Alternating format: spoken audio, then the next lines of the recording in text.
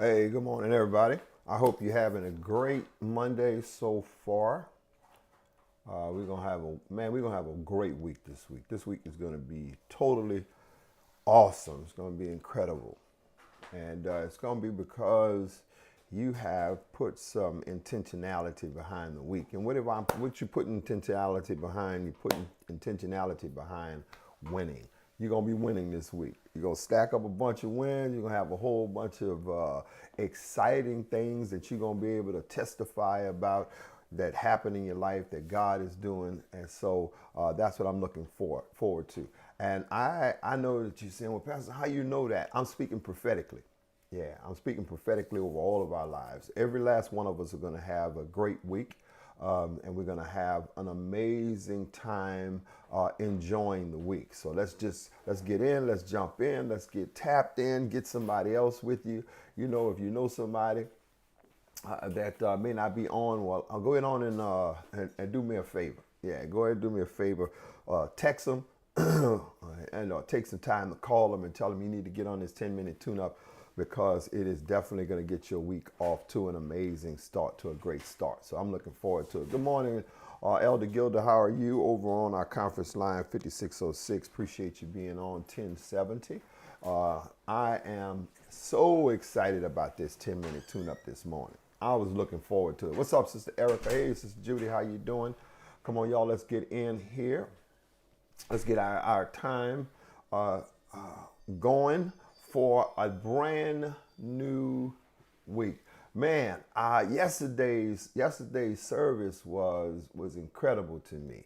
It was some very enlightening principles about process, and I hope those of you in attendance really received it because process is a critical part of your faith. It's a critical part of your faith, and man, you cannot discount the process. Cannot discount it. And I'm not going to rehash, or I'm not going to rehash the teaching, but I just hope and pray those of you that missed it, go to YouTube, to the Temple of Praise YouTube channel, and man, you got to hear that message. You got to hear that teaching because I'm telling you, it is definitely going to help you in the faith process. I don't care what you're believing for. I don't care how long you've been believing. It'll give you some clarity and understanding about the whole faith principle and what it means when you're going through a situation that you're believing for. It don't look like nothing happened because all of us go through that. And during that time, that's what's called process. That's what's called process. Good morning, First Lady. Hey, Sister Tanya, what's up, brother Norman? Come on, y'all. We're gonna get it kicked off by starting I'm gonna start my time so we get things off. Hey, Sister Joyce, man, it's good you on here today. I pray all is well, man. I pray all is well. What's up, Mia? How you doing?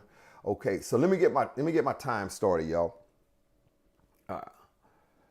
So here's what we're going to be talking about today. I am really in a situation of being, I'm concerned. I'll just say that. I am really concerned. I'm concerned about a lot of us are just moving in a nonchalant way, and we're really not putting any thought behind what's actually happening in our world today, right? I'm really concerned that we just kind of like on autopilot. Some of us are desensitized and anesthetized to what's going on, and in a lot of ways, my concern has to do with us not placing emphasis and really being proactive and intentional about our relationship with God. Because what's going to get us through these next years, what's going to get us, through these next years, these next days, these next months, is going to really be the connection or the relationship that we have with God. That's what's going to be needed, man. We're going to have to rely on our relationship with God. And let me explain something to you. I know that sometimes we can get bombarded in life with a lot of the day-to-days, right? And so when I was mentioning earlier about our lives being on autopilot, our autopilot kicks in on Monday, and we just go through the routine Monday, Tuesday, Wednesday, Thursday, Friday, and then the autopilot kicks off for the week, turns off for the week, and then the weekend autopilot kicks on. So Saturday, whatever routine we have on Saturday, and then when it comes Sunday, we go to church. Yeah, and after we leave church, you know, it's kind of like the autopilot is getting ready to kick on for the week again. We're getting our stuff ready for the next week, for the work week, and all of that kind of stuff. And I think that's going to be something that's going to work as a disadvantage to us in the next coming weeks, because what we're going to need to do is intensify our consciousness about God in aspects of our lives that we really don't usually do so. We usually are on autopilot. Sometimes we're on the job. We don't really think about God until we're having some situations or some issues, having some problems. We don't really allow Him to be a part of that aspect of our day. And that's not even which if you work. If you don't work, it's the same way. It's the same way. It's a human instinct to feel comfortable and confident about what you're doing. And you normally do that when you are connected to, or not connected to, but when you're involved in norms. And when you're involved in norms, when you're involved in something that becomes routine, then I can do that. Yeah, I'm just doing it. You could do it without even thinking. But if God isn't in that routine and in that automatic, then what happens is that we're left to our own devices, and God never wants us to be that way. And especially in this Lenten season, I want you to hear me very closely. And the reason why I'm so concerned is because man, what's happening now can overwhelm you. It can overwhelm you to the point till God becomes third option, not even second option, but third option, because we're so concerned about all of the other stuff that the devil is throwing our way. Man, we got the bills, we got the family, we got our health, we got our occupations, we got our jobs, we got things that we want to enjoy, this event coming up, that event coming up. And so we get so bombarded and overwhelmed with all that other stuff that we only fit God in a slice of time, which is a time that we routinely set, like a time like church on Sunday morning, between 9 and 11. That's his time, 9 and 11. Thursday evening between 7 and 8, right? And so I want those of you that's with me this morning to begin to work this Lenten season. This Lenten season, it started right after Mardi Gras on Wednesday of last week, right? All the way up until Easter. I got 4 things that I need you to be conscious about during this Lenten season. There's a saying that if you do something for 30 days, and we got well over 30 days before Easter comes. If you do things for 30 days, it becomes habit. If you can manage to do something for 30 days, it'll become habit for you, right? And these are 4 things that I need you to really write down, begin to work on, and put this a part of your daily living, your regiment for life. I want you to put these things in. Here's the first thing that I want you to do. If those note takers, I want you to put this in the comment section. Number 1, I want you to begin working on increasing your consecration with God. Increasing your consecration with God. When people hear me say, man, I'm doing my consecration, let me explain to you what I mean when I say I'm doing my consecration. It's either my prayer life, it's either my meditation life with God, me thinking with Him. It's either me reading the scripture, I'm studying or reading the scripture. It's we involved in personal worship, not public worship, just me and God. I'm worshiping with Him. That's my consecration That's my consecration time. And so what I'm saying to you is increase that time, increase your consecration, increase the amount of time that you worship on a daily basis, increase the time that you put towards studying or reading the word. You don't necessarily have to go through a study. Just, man, take a psalm a day, read a psalm a day. Read a chapter a day in the Bible. Start working toward, increase your consecration, because the more consecration, the closer you become with God, right? And here's the second thing. You got to insulate your connection with God. You got to insulate your connection. You got to begin to work on protecting your relationship with God from things that is designed to pull you away from God. You got to insulate your connection. And those of you that know what insulate means, that means to cover, man. All of the electrical cables and the wires that we have, most of them have what's called insulation around them. And that's to protect anything touching the part that conducts the electricity, right? And so nothing won't get shocked or burned or anything like that. And so what you want to do is you want to work on insulating your connection with God. And that means protecting it from anything, protecting it from anything that will try to sever the relationship that you have.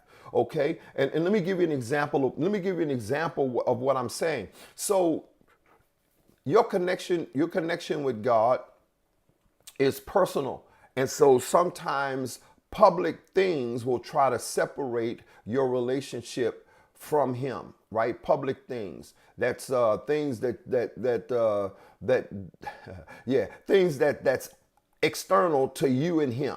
External to you and him, that will try to separate y'all. So you got to insulate that relationship from those things, because those things, man, will definitely put you in a perplexing position. You gotta work on that. And here's the third thing. The third thing I need you to work on a daily basis. You gotta ignore the counterfeit. Ignore the counterfeit. Well, Pastor, what's a counterfeit? Anything that presents itself like it's godly and it's not, you gotta ignore that stuff. You gotta ignore that stuff. And I'm not just, listen, here's what I'm saying. Sometimes you'll hear people present themselves as being godly and they're not. They're counterfeit. And you're gonna know the difference, because the Spirit of God that's on the inside of you is gonna witness to you that ain't me, or that's not me. Better grammar, right? That's not me. So you got to ignore the counterfeit. Anything that is counterfeit, that is not real and genuine when it comes to you being connected to God, because some stuff may seem like it brings you closer to God when in fact it may not be. And there's a lot of counterfeit stuff out there. There's a lot of counterfeit stuff. So you got to ignore that stuff, man. You got to ignore that stuff. I wish I had some time to really give you a full list of stuff that will put you in a position to make you think that what you're experiencing, what you see, is genuine. I wish I don't have time to run a list. What I'll do is I'll try to create that list for you and get it to you on our next 10-minute tune-up, or maybe this week sometime. Here's the final thing, as I've ran out of time. The final thing, because I promised y'all 4 things, which is this: you got to have intentional conversation with God. Now, when I say intentional conversation, the first thing we think about when we talk about conversating with God and communicating with God, the first thing that comes to mind is prayer. I'm not talking about prayer. Prayer is that dialogue time that you have with God, because you're either giving him requests or trying to find out what his request is from you. No, I'm talking about intentional conversation where you're talking to him, just like riding your car. God, I don't know about a situation that I'm having problem with on my job, man. And I just really don't know what to do about it. I don't know what to do about it. So I'm gonna need your direction on this one. And my children, I love my children so much, God. And man, I want to do everything that I can to help them in their lives. But sometimes I'm just at a loss because I don't want to go too far. I don't want to cross the boundaries. And then I want to make sure that I do enough for them to put them in a proper position. See, that's the conversation. That's an intentional conversation. I'm intentionally involving God in every aspect of my life, right? And what I don't want you to do is I don't want you to think that because you're having this conversation, that this intentional conversation with God, that you're talking to yourself. No, are you talking to God? Because if we don't tag prayer to it, we think that if we don't tag prayer to it, we think we're talking to ourselves because we can't see him, because we can't necessarily all the time hear him audibly. And because he's a spirit, we think that when we begin to have communion or communication with him or conversation with him, and we don't tag prayer to it, then we just talking to ourselves. No, I'm talking to God. I'm having a conversation with him. I'm talking to him like I'd be talking to you if you was sitting next to me. Yeah, I'm going to have this conversation. Now that's going to take some work, because psychologically, sometimes we think that because we're not on our knees or in what we consider to be a prayer posture, or we haven't put a tag on it that we praying, this is a prayer that, you talking to yourself. No, I'm not talking to myself. I'm having an intentional conversation with God. I'm talking to him about everything. And he know everything anyway, so I might as well just talk to him. And you'll be surprised at, after you've had that intentional conversation with God, how free you will be. How free, man, you could be free. You riding in the car and you could be talking about people that you love. You know you love them. You don't hate them, but something has come up in your relationship with them. And you just need to discuss it with somebody. So discuss it with God, man. Discuss it with God. You know it ain't going to get back to nobody if you're talking to him, because he ain't going to go tell nobody what he talking to you about, right? And I'm giving you those 4 things, and that's going to be your Lenten season homework assignment, because I am really concerned that the things that we're experiencing in life today is just pulling us further and further away from God. It's almost like it's putting a wedge between us. And I know some of you, if you could testify to what I'm saying, man, that sometimes it just feels like it's really hard to get in that environment with him. It's really difficult. It's like a push, man. It's like when you can, and I'm pretty sure you can remember when it wasn't that difficult. It wasn't difficult to get into the presence of God. But now it just feels like it's a push to get there. It's a challenge to get there. And it's not because God is going nowhere. It's not because you changed and you're a bad person and you don't love the Lord no more. It's not because of none of that stuff. It's because our lives have so much stuff in it, till those things that we have in our lives can consume us and overwhelm us and draw us away from that connection, that sense of purpose when it comes to being intimate with God. And you gotta work on it. You gotta put some effort to it. So those 4 things that I gave you this morning, it's going to help you to reconnect to God, where you'll be able to feel closer and more connected to him. All right? So y'all have a great and amazing day today. Please start working on those things today. Start working on increasing your connection, insulating start increasing your consecration, insulation your connection, ignore all the counterfeit stuff that don't have nothing to do with God, and intentionally have just a conversation with him. As soon as y'all get off this post in this stream, I just want y'all to just right there, you have a conversation with God. Start communing with him, having a conversation with him. All right, y'all. I love y'all so much.